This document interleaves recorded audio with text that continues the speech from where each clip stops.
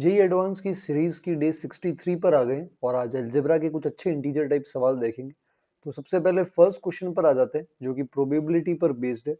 तो क्या लिखा हुआ है इसके अंदर पढ़ते हैं। तो दो अलग अलग डाइस हैं। पहला वाला जो डाइस है ए, उस पे 2 वाइट और 4 रेड फेसेस, और दूसरा वाला जो डाइस है बी वाला, उस पे 4 वाइट और 2 रेड फेसेस है। अब कॉइन उछालते हैं, अगर हेड आता है तो पूरा गेम खेलने में ए डाइस का यूज होगा, और अगर टेल आता है कॉइन पे तो पूरा गेम खेलते वक्त डाइस बी का यूज किया जाएगा। ठीक है। अब इन्होंने पूछा है कि प्रोबेबिलिटी कि डाइस ए इज यूज्ड, ये 32/33 है। अगर ये गिवन है कि रेड आया है तो एन की क्या वैल्यू होगी। तो गिवन दैट रेड आया है, ए डाइस यूज किया है, तो बेस थ्योरम का क्वेश्चन हो गया ही। तो रेड की टोटल प्रोबेबिलिटी डिनोमिनेटर में आ जाएगी। रेड कैसे आ सकता है कि मान लो हमने टॉस किया कॉइन और हेड्स आया, हेड्स आने पर ए वाला डाइस यूज होगा और उस पर रेड आने की प्रोबेबिलिटी जो है हमारे पास इसके केस के अंदर, red turns up every time, हर बार रेड आना चाहिए। रेड आने की प्रोबेबिलिटी यहाँ 4/6 यानी 2/3, तो ये 2/3 की पावर एन हो जाएगा। और अगर टेल्स आया तो डाइस बी यूज होगा, इसके अंदर रेड आने की प्रोबेबिलिटी अपने पास हो जाएगी 2/6, और हर बार वही आया।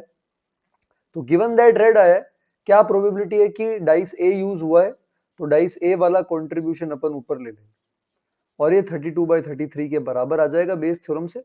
अब 2 चला जाएगा, डिनोमिनेटर में 3 की पावर n चला जाएगा, तो ऊपर बचेगा 2 की पावर n, नीचे बचेगा 2 की पावर n प्लस 1 की पावर n, और इसको अपन बराबर कर देंगे 32/33 के। तो यहाँ से कंपेयर करके आप देख सकते हो n की वैल्यू 5 आ जाएगी। तो बेस थ्योरम का सिंपल क्वेश्चन था। नेक्स्ट पे आ जाते हैं अपन।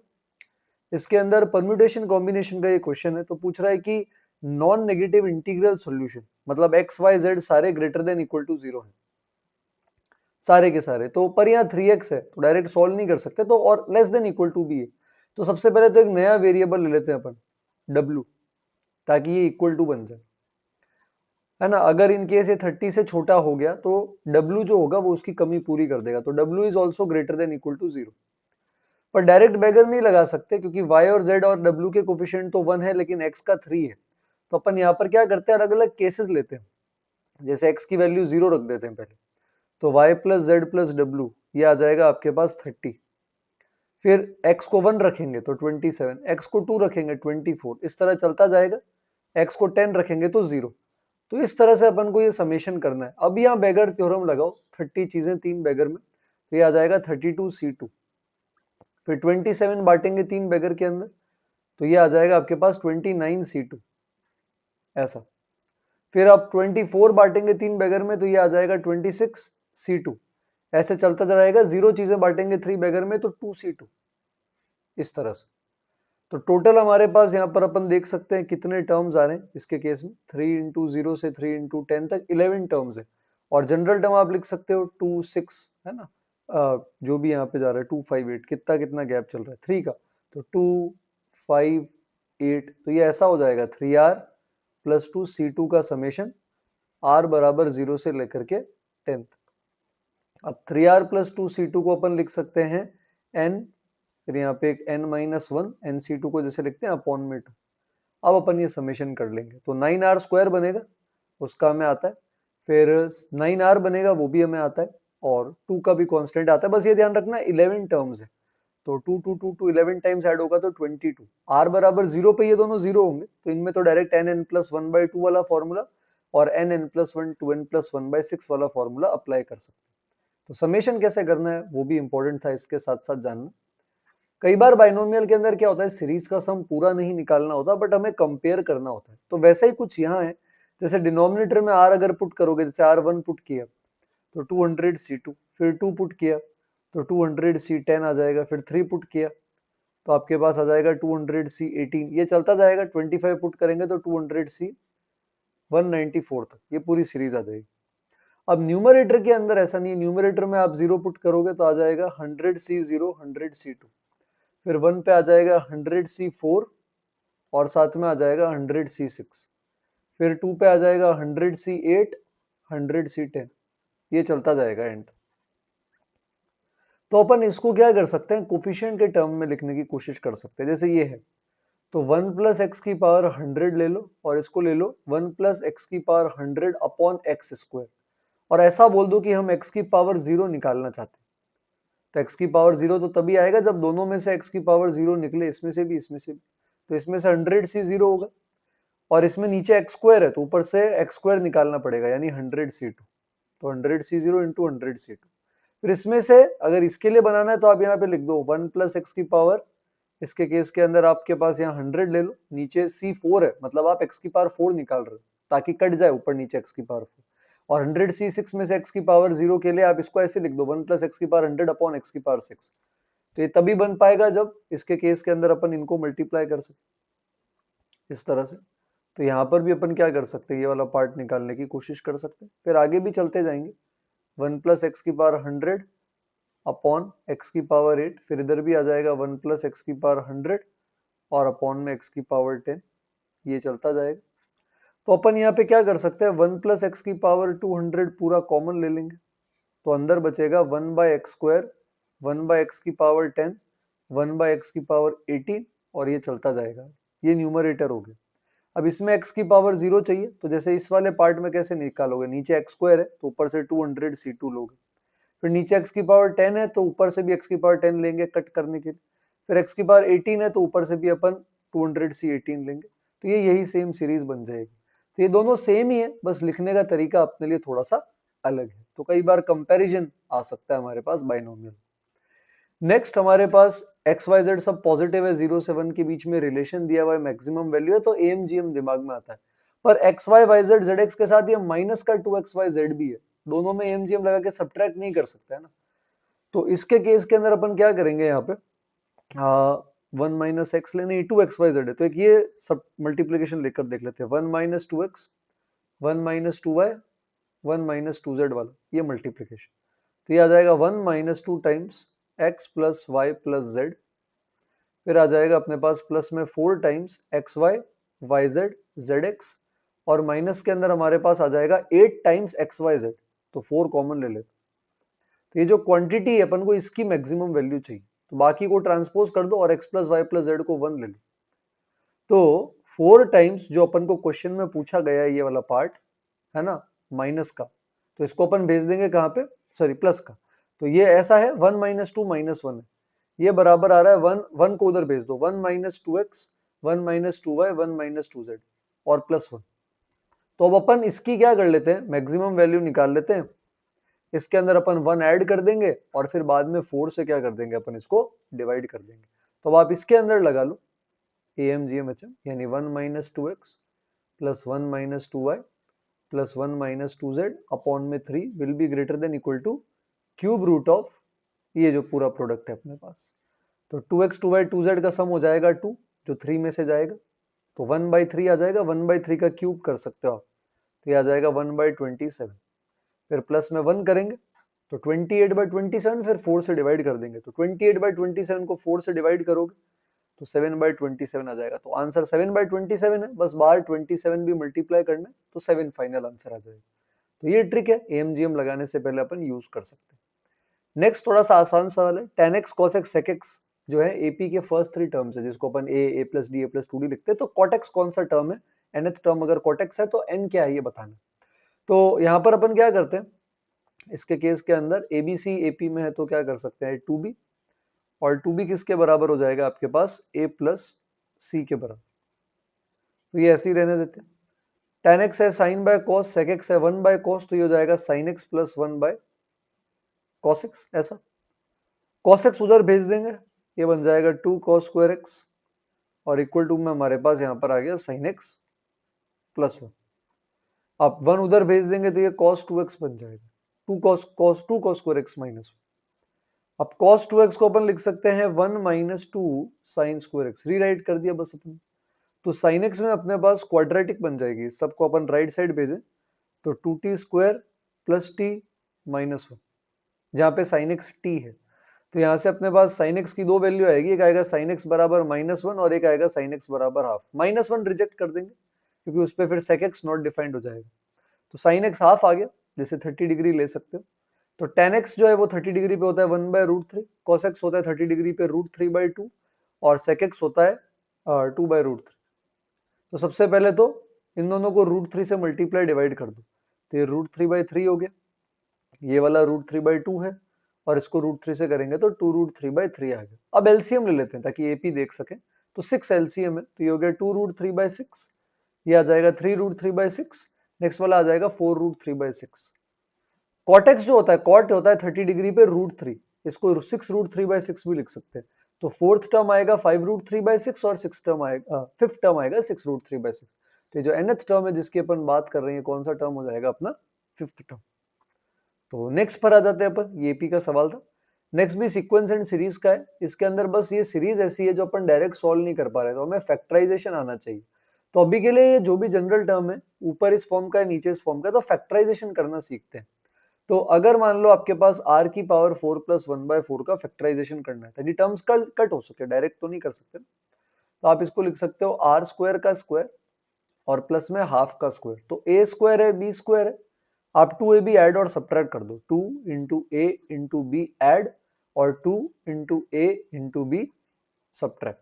तो ये वाला पार्ट बन जाएगा आपके पास r² + हाफ का होल स्क्वायर, और दूसरा वाला जो पार्ट आएगा ये आ जाएगा r²। अब a + b a - b लगाएंगे तो r² + r + हाफ और r² - r + हाफ, इसमें ये टूट जाएगा। तो ऊपर भी यही प्रोसेस करेंगे, नीचे भी यही, तो आप देखेंगे टर्म्स कैंसिल होने लगेंगे। जैसे ये इसका जनरल टर्म है, ऊपर क्या है, r = 1 से n तक का प्रोडक्ट, जहां जनरल टर्म जो आ रही है वो 2r - 1 की पावर 4 + 1/4। तो इसका भी फैक्टराइजेशन ऐसे ही लिखेंगे अपन सेम, बस r की जगह अपन 2r - 1 पुट कर देंगे दोनों जगह। तो ये वाला जो है ये प्रोडक्ट हो जाएगा किसका, 2r - 1 का square plus 2r - 1 plus half first bracket, और सेकंड ब्रैकेट में आएगा 2r - 1 का square minus 2r - 1 plus half. ऐसा नीचे भी सेम ही होगा। अच्छा, ये पूरा प्रोडक्ट के अंदर ही, तो इसमें r अपन 1 से n पुट करते जाएंगे, नीचे भी सेम होगा, बस r की जगह 2r आ जाएगा, मतलब 2r का whole square plus 2r plus half और 2r का whole square minus 2r plus half.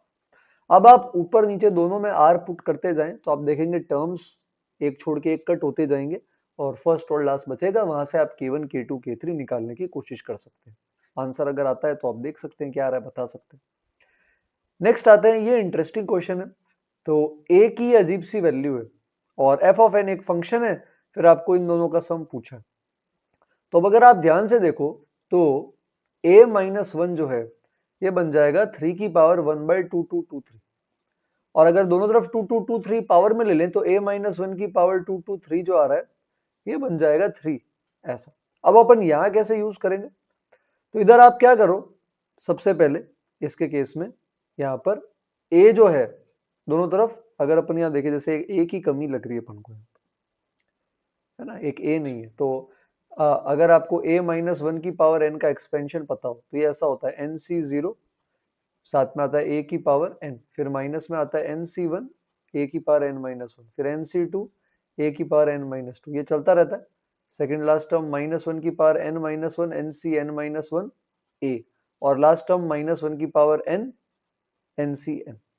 तो ये वाला पार्ट यही है जो इसमें दे रखा है इन्होंने fn की जगह, बस एक a कम है तो आप इसको fn/a लिख सकते हो, यानी a - 1 की पावर n, ये एक पार्ट नहीं था, इसको भेज दो आप लेफ्ट साइड में, -1 की पावर n, ncn तो 1 ही होता है, ये आ जाएगा आपके पास f(n)/a के बराबर।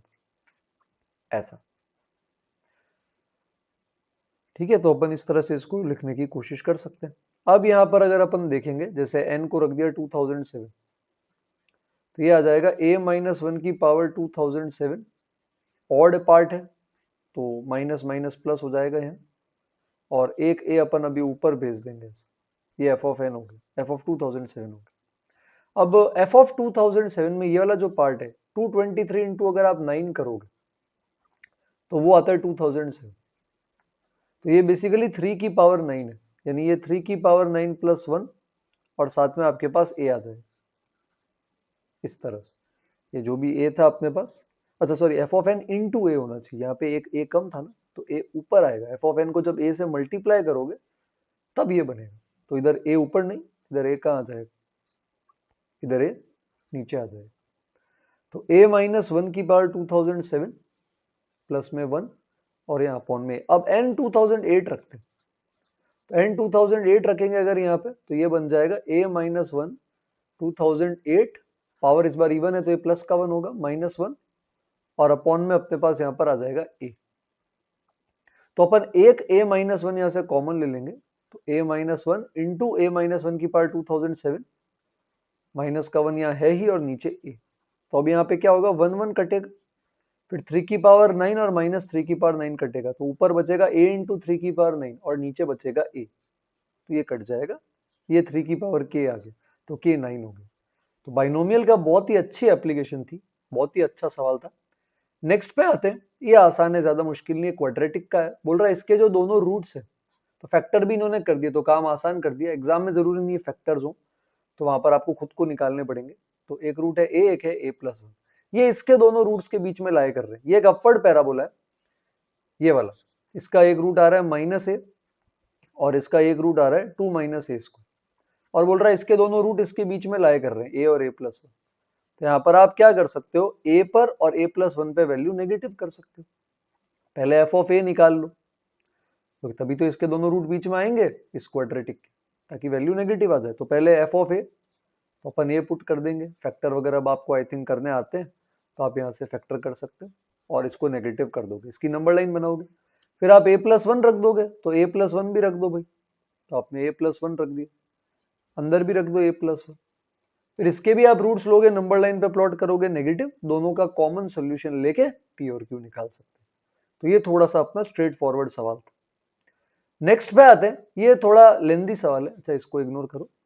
इसमें बोल रखा है कि ABCD, ये alpha beta gamma delta coordinates को रिप्रेजेंट करते हैं। अल्फा बीटा इसके रूट है, मतलब अल्फा प्लस बीटा अगर आप लोगे तो ये आएगा -2h/a। इसी तरह अगर आप अल्फा इंटू बीटा लोगे तो ये आएगा b/a। इसी तरह गामा डेल्टा इसके रूट्स है, तो यहाँ पर भी अगर अपन लेंगे गामा प्लस डेल्टा तो ये आएगा -2h1/a1, और गामा इंटू डेल्टा लेंगे तो ये आ जाएगा b1/a1। ये तो हो गया ऐसा। अब यहाँ पर क्या बोल रहा है, ये तीनों एपी में है और सी और डी जो है वो इसको डिवाइड कर रहे हैं λ:1, मतलब सी जो है ये पॉइंट, इसको λ:1 में डिवाइड कर रहा है, मतलब lambda beta plus alpha upon λ+1, ये आएगा गामा के बराबर, इस तरह से। फिर सेम μ:1 लगा लेंगे तो mu beta plus alpha upon μ+1, ये आ जाएगा डेल्टा के बराबर। अब इनका यूज इसमें करना है, ये सारे एपी में कांस्टेंट से डिवाइड करने पर एपी ही रहता है, तो मैं इस पूरे को a1 b1 से डिवाइड कर दूंगा। a1 b1 से डिवाइड करूंगा तो ये बनेगा a/a1 ऐसा, और सॉरी a1 b1 से किया था, नहीं किससे किया था, अपन ये चाहते हैं कि टर्म्स इस फॉर्म में हो, तो ऐसा करो a1 से डिवाइड कर दो, a1 से डिवाइड करोगे तो ये पहला आ जाएगा b1/a1, दूसरा आ जाएगा h1/a1 और तीसरा आ जाएगा b/a। ये तीनों एपी में है, यानी 2 टाइम्स h1/a1, ये किसके बराबर आ जाएगा आपके पास, ये आ जाएगा b1/a1 प्लस b/a। अब हो गया क्वेश्चन आपका। h/a जो है वो आपको पता है, यहाँ से h/a ये रहा, माइनस अल्फा प्लस बीटा/2 और ये माइनस गामा प्लस डेल्टा/2, माइनस माइनस कट जाएंगे तो ये बन जाएगा अल्फा प्लस बीटा/2 गामा प्लस डेल्टा/2। b1/a1 आप निकाल सकते हो यहाँ से, एक गामा डेल्टा है और एक अल्फा बीटा।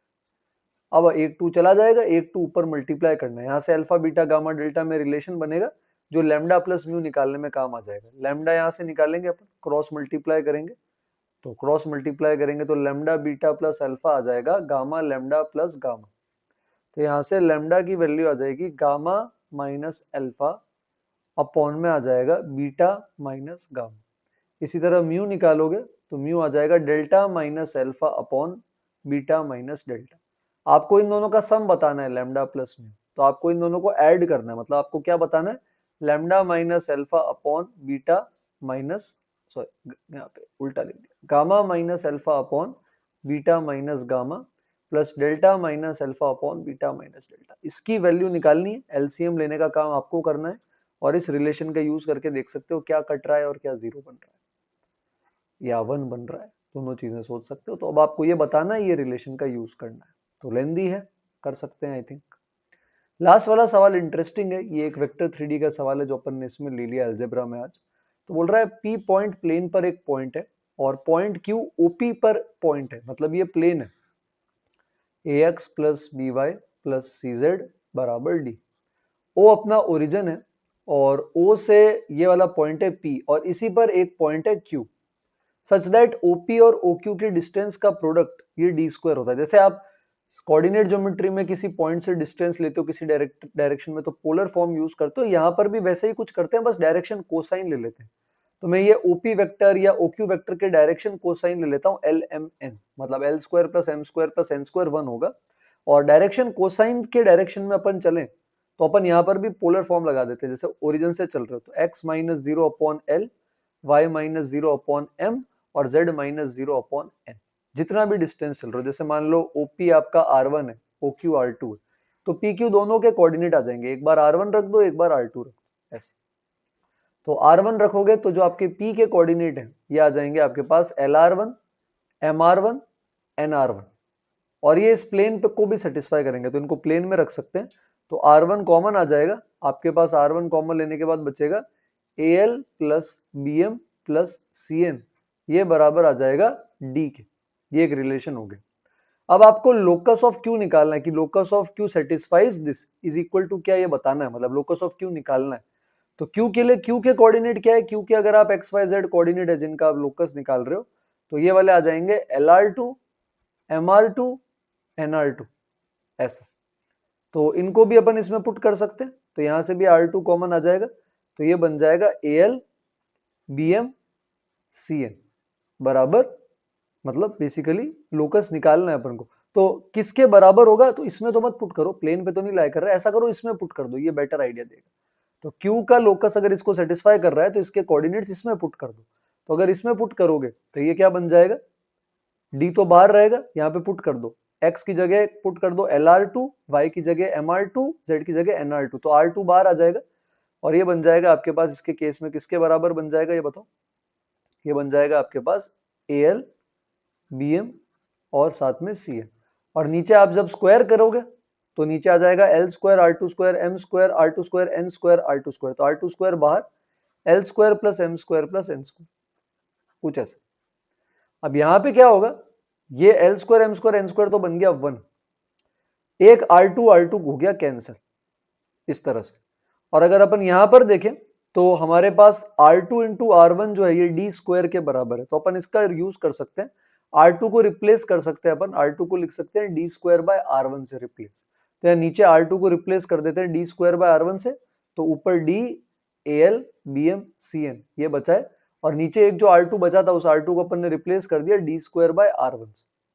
अब क्वेश्चन हो गया, ये D कट गया, अच्छा R1 AL BM CN की वैल्यू भी D है, तो ये ऊपर जो बचा ये भी D है, तो ऊपर भी D नीचे भी D, आंसर आ जाएगा ऊपर। तो ये अच्छे क्वेश्चंस हैं, आप चाहें तो दोबारा कर सकते हैं।